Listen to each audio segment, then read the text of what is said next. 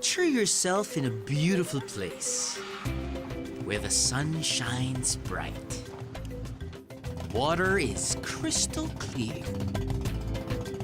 And you have all day to do absolutely nothing. Yeah, baby. A place that offers dangerous exploits and dares you to challenge yourself.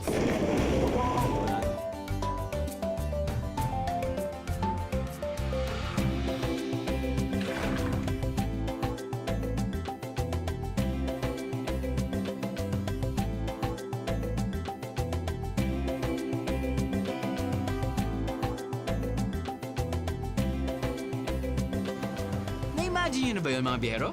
Ready na ba kayo for some island adventure? Then it's time to fly.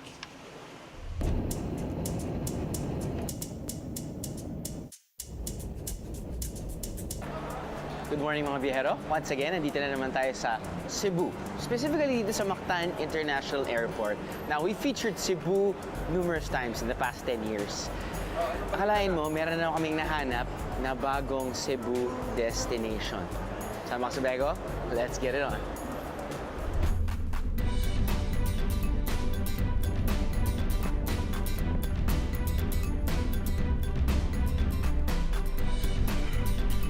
So yun, after 3 hours, nasa loob tayo ng van. Nandito na tayo ngayon sa dagat. Pero hindi pa ito yung final destination natin dahil sasakay pa tayo ng bangka. And after 30 minutes, makakarating na tayo sa final destination. Are you ready? I am ready.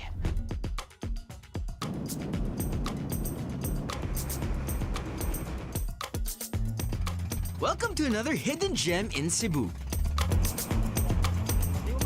Welcome to paradise, Cebu's Malapascua Island. Ano? Sama ka sa biyahe ko? To start the day right, dapat, and I mean, it's a must, to witness the beautiful sunrise in Malapascua. Pagkatapos niyan, pwede rin kayong magpamasahe by the beach.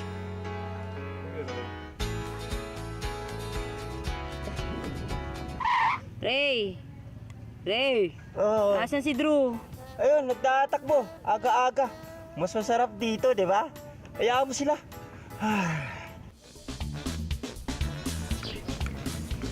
One of the best sunrise runs ever. Siyempre, you gotta have a healthy breakfast to start your day right. At ano pa nga ba ang patok sa umaga? Ang walang kakupas-kupas na silog meals.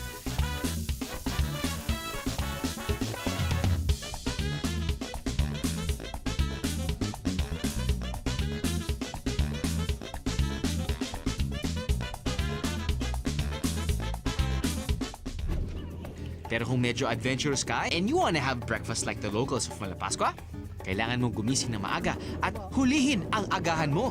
Tulad ni Mang Paran at ilang miyembro ng kanyang pamilya na eksperto sa paghuli ng sea urchin,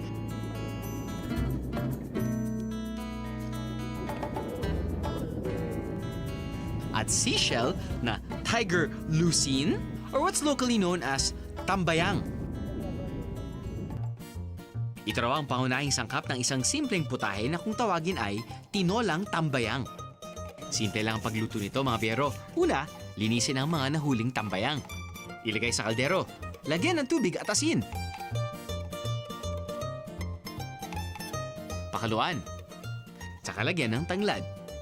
Pakaluan ulit. And voila! Here's your tinolang tambayang fresh from the waters of Malapascua. Masarap daw higupin sa umaga ang sabaw nito. Pampainit ng sikmura. Yummy!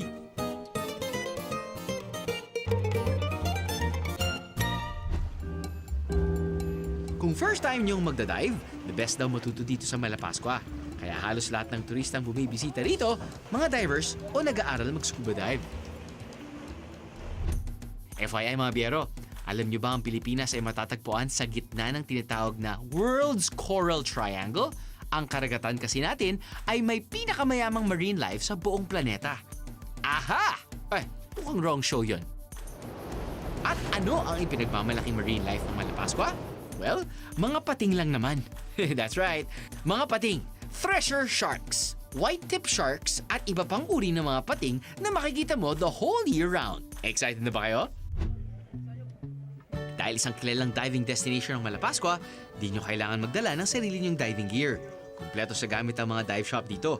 Tulad dito sa Fish Buddies, siguraduhin nyo lang na dala nyo ang inyong scuba diving license.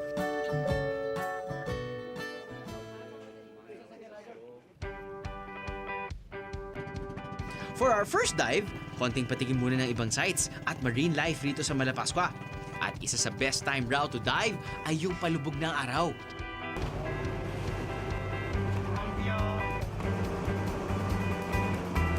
Okay, mga biyero. We're all suited up. Scuba diving tayo ngayon. Actually, we're gonna go night diving. May araw pa? Yes. Pero pagdating natin doon kasi mababasa tayo katulad ng nangyari doon. But anyway, we're going to the lighthouse dive site. And yung hahanapin natin, thank you. Yung hahanapin natin ay yung mga mandarin fishes. Yung mga mandarin fishes daw, sobrang colorful. And they're pegged as one of the most beautiful fishes in the world. At makikita natin sila. And usually, kapag gabi daw, meron daw silang show. May love making ang nangyayari.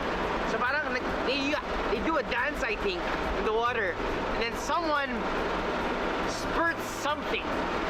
At after nun, bababa na sila. Yun yung kanilang parang uga-uga, love making. So hopefully, ma-witness natin yun. Malapit na tayo doon.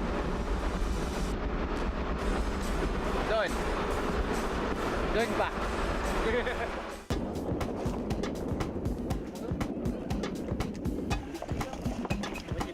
Papasabay na, we.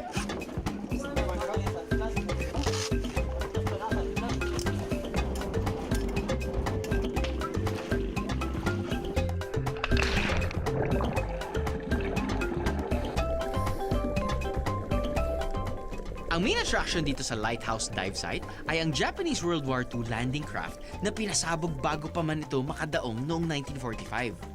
Nahati ang barko sa dalawa at kasamang lumubog nito ang karga nitong mga semento. Dahil sa tagal ng pagkakalubog ng barkong ito rito, punong-puno na to ng corals at nagsisilbi ng artificial reef.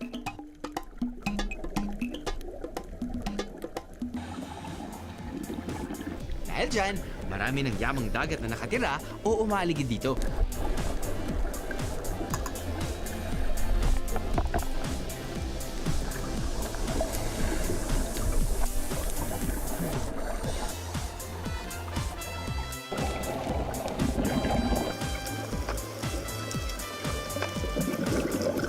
At habang dumidilim, mas marami pang lumalabas na iba pang lamang dagat.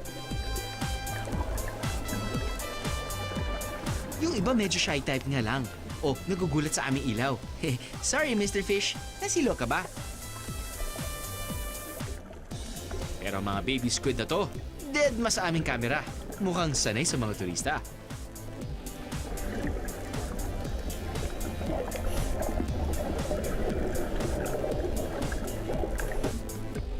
Are my eyes playing tricks on me? Ba nakakalito ang istang ito ah? Mata ba yun o buntot? Ang 5-line cardinal fish kasi ay may kakaibang buntot na kulay dilaw at may black spot na mukhang mata sa una mong tingin. Nag-iisa namang namamasyal si Mr. Porcupine Fish. Hindi ba namin nakita ang show ng mga mandarin fish? Panalo pa rin ang sunset dive sa Malapaskwa.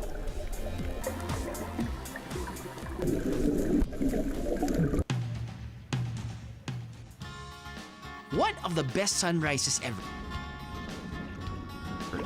Discover some exotic food. And more underwater adventure.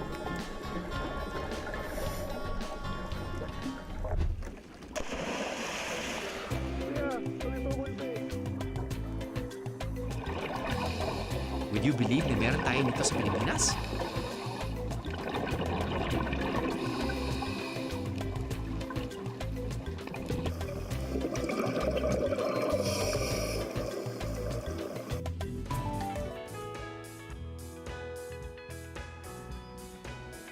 This is not work. I love it. I feel like running. Ano? Sama ka sa biyahe ko? Ano? Sama ka sa biyahe ko? 2 oras at kalahati mula Malapascua, narating namin ang Polompon, Leyte. Dito may isa pang side for diving and snorkeling.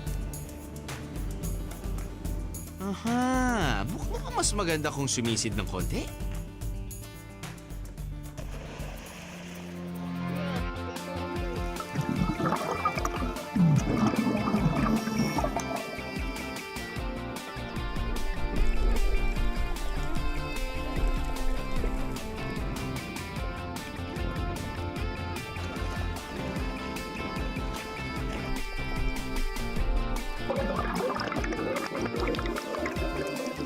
Time for some free diving.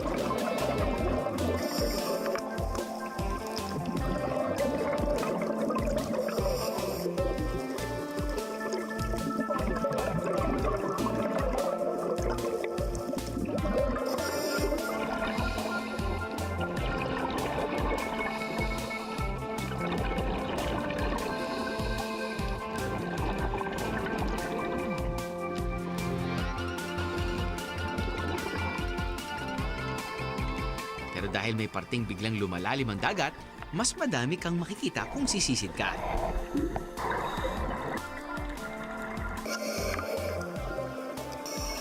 Wall of corals ang makikita dito sa Kalanggaman na may lalim na 130 feet.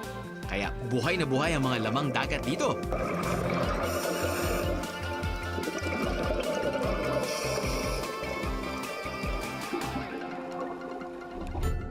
After a short trip under the waters of Palompon, Leyte, dumiretso kami sa kalapit na isla ng Kalanggaman. Considered as the most beautiful beach in the province of Leyte, ang picture-perfect island na to ay naging cover na ng isang kilalang travel guide magazine. So kasama sa island hopping package ay itong Sandbar Island, which is commonly called Kalanggaman Island. Meron kang Kalanggaman Island, known for the sandbar. You have Gato Island, and you have Carnasa Island. Actually, halos lahat naman ng islands dito good for diving. Of course, besides the obvious na you can dock your boat, tapos nun pwede kayo mag-picnic. Madalas daw mag-day trip dito sa Kalanggaman Island ang mga bisita ng Malapascua. Bukod sa white sand beach din ito, dahil madalas konti lang ang pumupunta, solong-solo nyo ang buong isla. Cebu is such a rich province, really. Kala ko na-feature na namin talaga ang Cebu, but each and every year, parang meron kaming na-explore na something new. Well, personally, something new. And I'm sure it's been there the whole time, di ba? Pero like, for example, Cebu, pagdating pa lang sa Cebu, ang ganda na ng dagat. Tapos nun, last year, na-feature namin Moalboal, canyoneering, etc., etc. Panalo. And then, boom, Malapascua. You know what's great about sandbars, mga biyahero? Yung isa, syempre medyo meron kang mararamdaman ng wave. But on the other side, it's still. Sarap lumangay sa ganyan eh. Hindi masyadong magulo yung tubig. And plus factor na sobrang linaw yung tubig. Look at that. It's colored green. Ah, love it. What am I doing? This is not work. I love it. I feel like running. Running funny. Kailangan ko pa bang sabihin? Sige na nga. You love my job, biyaheros! Walang dalampasigan ang Gato Island. Isa kasi itong gahiganting limestone na hugis bundok. Isa ito sa sikat na dive sites dito sa Malapascua. Naging kilala pa dahil ayon sa mga diver, you come to Malapascua to see the treasure sharks, but you leave remembering Gato. O diba? Dito kasi naninirahan ng mga white-tip sharks at iba pang uri ng pating tulad ng bamboo at cat sharks. At present sila sa islang ito all year round.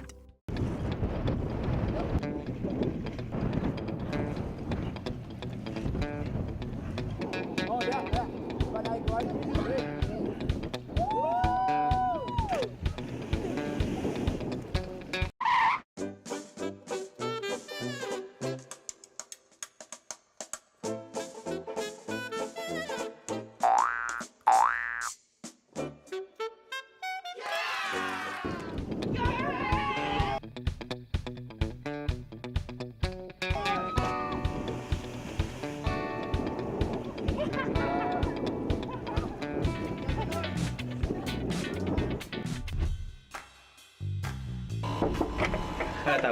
nag-aantay ako sa inyo. Welcome to my room. Ito yung biggest room nila dito sa Malapascua Legend. It's actually good for two, no? Pag kukunin nyo to, you pay 5,000 pesos. It's good for two. But then again, you have an extra bed here. But you have to pay an additional 500 pesos. Ang laki ng space na to, Chong! Di ba? Eh kung anim kayo, di ba? Gusto nyo makamura. Kasya dito eh. Kasya dito anim. 1, 2, 3, 4, 5. Pwede. You just have to ask for an additional bed. You just have to pay an additional 500 pesos per head.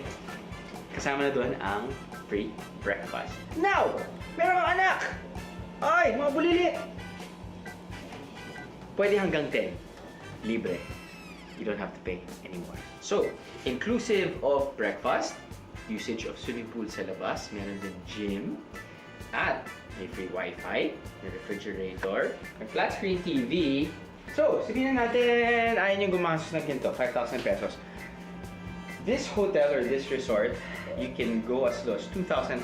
Yun yung pinakamababa nila. Banyo check! Yes! Hot water. Look at this. Yung pressure ng tubig, hindi naman ganun kalakas. Sabi sa akin ng manager na nanggagaling yung tubig dito. May deep well na hindi naman dito. Doon sa labas eh. Depende yan eh. Kapag may malakas na ulan, hindi masyadong salty yung water. Alam mo yan, I'm sure you've experienced that sa mga different beaches. Di ba? Pag nasa isla kayo, parang medyo salty. Because they get their water here. Right now, it's not salty. But it's not potable, ah. Now, let's check out the view. See, malaki talaga eh. Para sa mga ayaw mag-aircon, pwedeng iset up yung bed dito. Chong! Look at this. Di ba? It's so very spacious.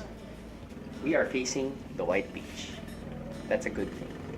Kahit hindi ka beachside, kahit nandun ka sa medyo gitna, konting lakad lang, ito na yung beach. Konting lakad lang sa kabila, ayun na rin yung beach. Galing na. Stay. And not only that, you have neighbors. Hello! There you go! Dito tayo ng kimchi mamaya. Meron namang ino-offer na budget rooms ang Legend Budget Inn na nakaharap din sa White Beach. May queen-size bed na pwedeng aircon or fan-cooled. Yun nga lang, common ang banyo.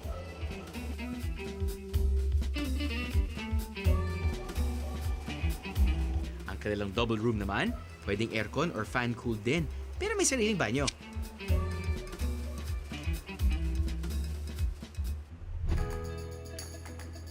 Kung type nyo namang gisingin ng sunrise o ihelin ng sunset, pwede nyo maranasan yan from the comforts of your suite.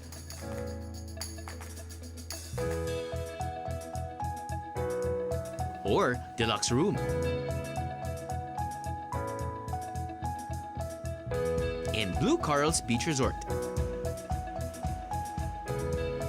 Meron din silang bungalow rooms para sa mga bakasyonistang simpleng accommodation lang ang hanap.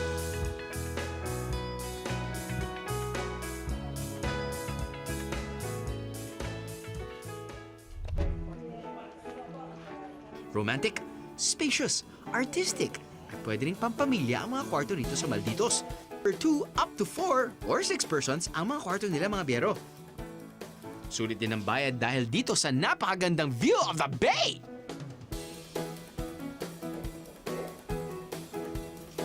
Para naman sa mga magsing-irog or newlyweds, sigurado akong mag-i-enjoy kayo sa kanilang kwarto na may kakaibang bed, hanging bed. Well, actually, mahaba lang ang mga paa ng bed, but it has the same effect. You know what I mean. Mga biyeros, it's time to meet the star of Malapascua.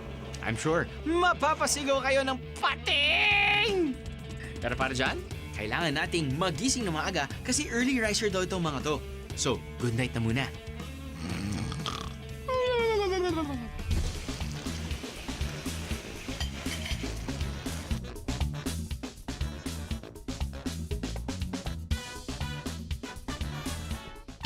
Pag-uwi ko Manila, matabas ko na ako.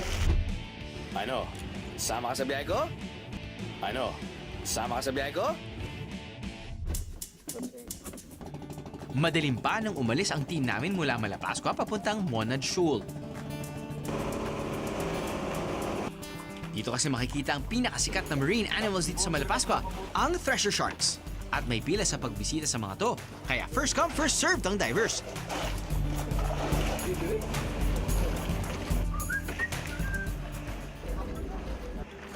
Hindi man peak season o summer ngayon, marami pa rin bisita ang mga pating na to. Monad Shoal lang naman ang nag-iisang lugar sa buong mundo kung saan makakakita ng thresher shark all year round. Araw-araw, walang mintis, always present. Malas ka raw kung hindi ito magpakita sa'yo. Pero para sa mga privilege na makita ang mga thresher shark, kailangan isa kang advanced diver dahil may lalim na 98 feet or 30 meters ang kailangan sisilin para makita sila. Papunta pa lang sa drop-off point ang biyahe crew at ginulat na sila ng isang thresher shark. Swerte nyo naman, guys.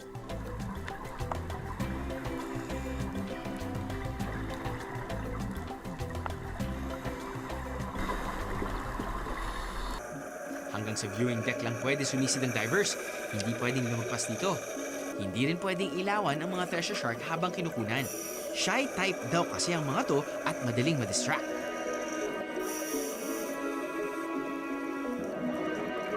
Dahil maraming bisita ngayon, binigyan lang kami ng tig-5 minuto para magmasid at para magkaroon ng pagkakataon ng ibang diver.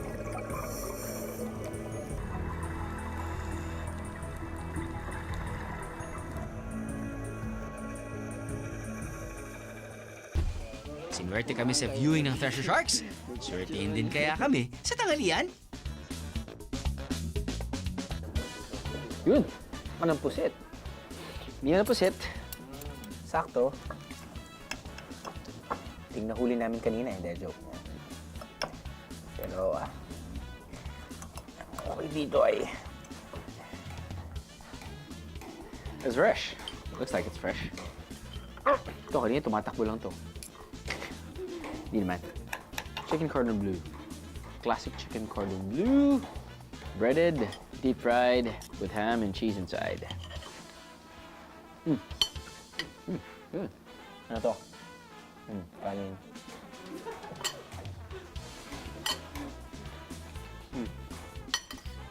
Ako.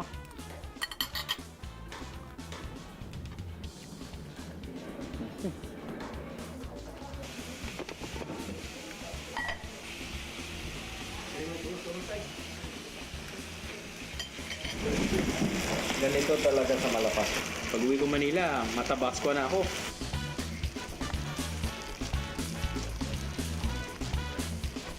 Minsan tinatanong mo sa sarili mo, kung kakain ka ng pagkain na nasa grilled plate, is it worth the smell afterwards? Diba yun yun eh? Paglas mo na restaurant, amoy na mo yung t-shirt mo, kinain mo, sizzling plate, no? Para sa mga naghahanap ng panlasang Pinoy, kilala naman ang Mabuhay Restaurant sa mga Pinoy food nito.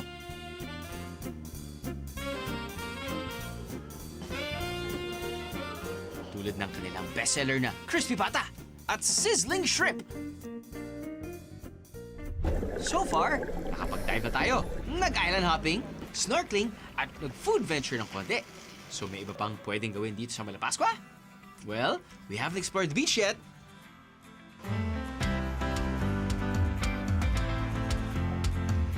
Sa loob lamang ng 30 to 40 minutes, malalakad mo na ang kabuuan ng dalampasigan ng Malapascua. Dito makikita ang iba't ibang restaurant na may iba't iba ring setup.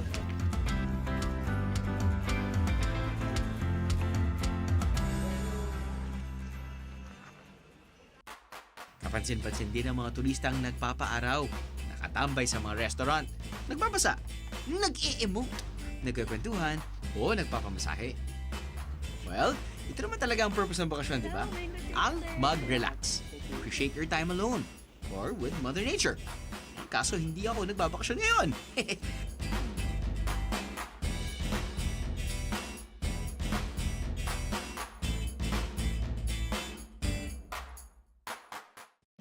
Food venture ulit tayo! Isa sa mga kilalang kainan dito sa Malapascua ay ang Maldito Grill and Resto Bar.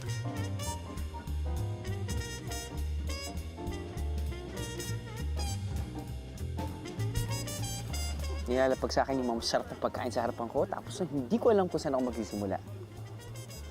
Magsisimula ako kung saan ako familiar with. Carpaccio, hindi, loko lang. Kinilaw. Alam niyo na yan, guys. Kinilaw. Hindi ko alam kung anong klaseng isda to, baka tanige. Pero kinilaw, niluto sa suka. Raw fish na niluto sa suka. Nilagyan ng sibuyas, bell pepper, siling haba, para may konting sipa.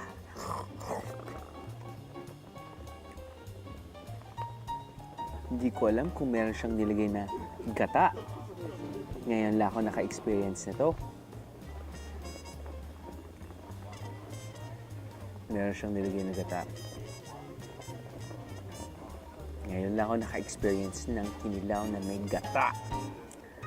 Kalain mo, lahat talaga, lahat ng kinain ko na may gata, sarap. Kulang na lang kainin ko gata na sira para matest lang talaga kung gaano yung limitations ng gata sa aking bibig. Champion. Pati yung cuts niya, hindi yung maliliit eh. Di ba sanay tayo yung maliliit, tapos hinahaluan nila ng kaparehas ng itsura ng fish para medyo budgeted, di ba? Pero ito hindi. Kinil, how big is this?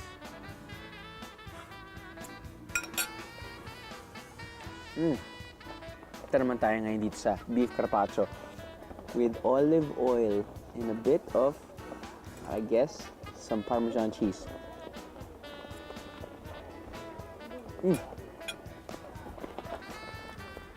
Wow. Sarap din, no? Because ang daming nationalities, ang mga foreigners na pumupunta dito sa Malapascua, maraming mga restaurants dito, you know, they offer and they serve different types of cuisines. You have Korean, you have Japanese, and you have European beef carpaccio. You have a variety of cuisines, you know, in front of you if you visit here.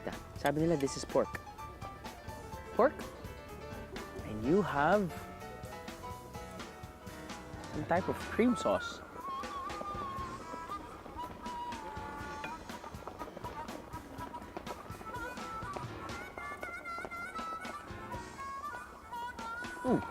Alam mo yung pagkain mo ng up, you know it's pork, it's thinly sliced, biglang boom, boom, boom. Parang effect ng siling haba. Nasa dulo yung ganun. Wow. Nice. And like carpaccio, naglagay sila ng capers. Yung capers kasi, yung mga maliliit na to, you know, yung mga maliliit na yan, yan yung pampaano eh. Pampaalat. Wow, galing. Solid. Now, punta naman tayo dito. Sabi ko, Miss, ano to? Paella? So, it's jambalaya. Hindi ko alam kung anong difference, but hey, alam ko lang kung paano kainin.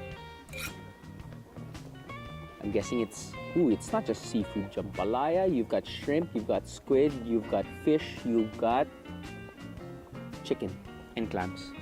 Nahulog lang.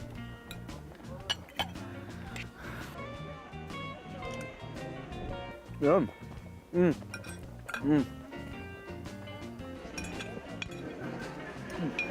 Ayun. Okay, ting nakita natin kanina. Para siyang lumpiang Shanghai yan. Oo, hindi siya lumpiang Shanghai, Ray. Para siyang isang malaking chicken pie.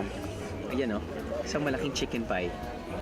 But anyway, inside, you've got cream-based na may manok and other veggies. And you've got like a bit of tomato sauce here, but hey, let's seal the envelope again. And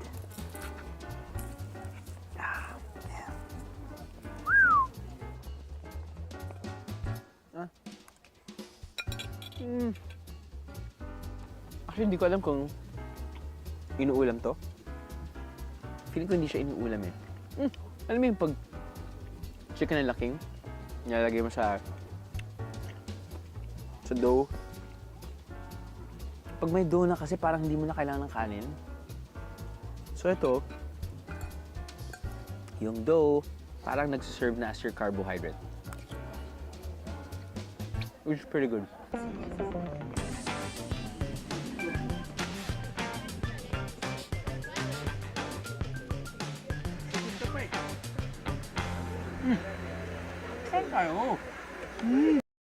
Susunod, silipin natin ang pagbangon ng Malapascua Island mula sa bagyong Yolanda.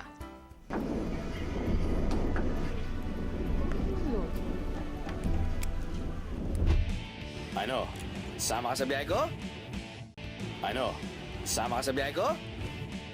Kung gusto mo atong Malapascua Island, pwede mag-airplane, pwede mag-barko. And then, from airport, pag-taxi para sa North Bus Terminal, mangita lang o bus to Maya Port. And then, to Malapascua Island, mag-pamboat, 30 minutes trip.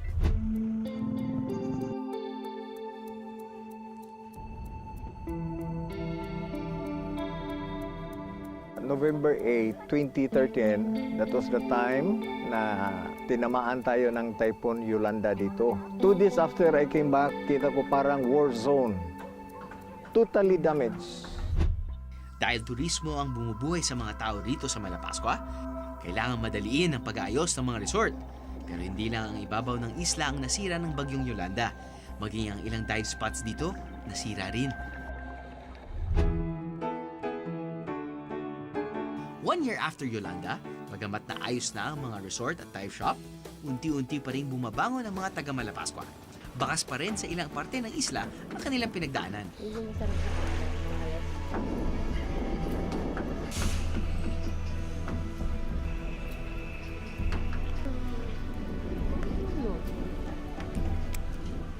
Pero kahit may mga nasirang ilang dive spot, may mga nadiskubre naman silang mga bagong lugar na pwede pang puntahan.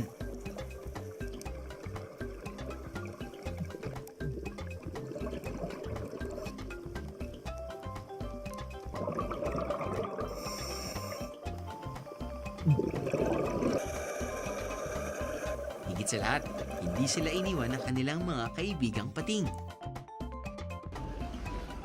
Dahil sa mga to, patuloy ang pagdagsa ng mga dayuhan para lang masilayan sila sa kanilang paglangoy. At dahil sa mga bisitang ito, mabilis na nakabalik sa normal ang turismo ng Malapascua. Sa mga kababayan natin na talagang may planong pupunta rito sa Malapascua, ang Malapascua ay nagbalik na sa dati. Mas maganda pa siya ngayon. Yung treasure shark natin na the center of attraction in the island for tourism, buhay na buhay. So first time ko dito sa Malapascua, I keep on hearing stories about Malapascua, really, really good stories. Pero parang hindi ko ma-imagine kung anong itsura niya because, we've been to different parts of the Philippines. We've seen a lot of beaches and my first thoughts nung umapak ako dito sa isla, parang sabi ko, wow! May magandang resort. Ang ganda ng setup. Parang gusto mo matulog doon. Parang gusto mo kumain doon. Laid back yung mga tao. Pero the thing is, wala masyadong tao. And then, I realized na after running this morning, parang ganun lang pala kaliit yung Malapascua. I feel that it's like probably 1/4 of Boracay. Okay, I'm not sure. Okay. There are other similarities also. Like, you've got the White Beach and you've got like the Bulabog Beach. You get the convenience of really good restaurants, different cuisines, different tastes also. And then yung what I've experienced, katulad ng Maldito, man, hey, this is a laid-back place. Ang ganda ng atmosphere. They serve really fresh food at definitely not bland. As in, lahat ng kinain ko, pasok. I will be back here in Malapascua. I guess what I'm saying is that I will bring my wife here. I can probably bring my friends here. And even though 70% ng mga pumupunta dito ay divers, hey, kahit hindi ka diver, I'm sure may enjoy mo rin ang ganda ng Malapascua. Love it. Buti lang nakagagals ako.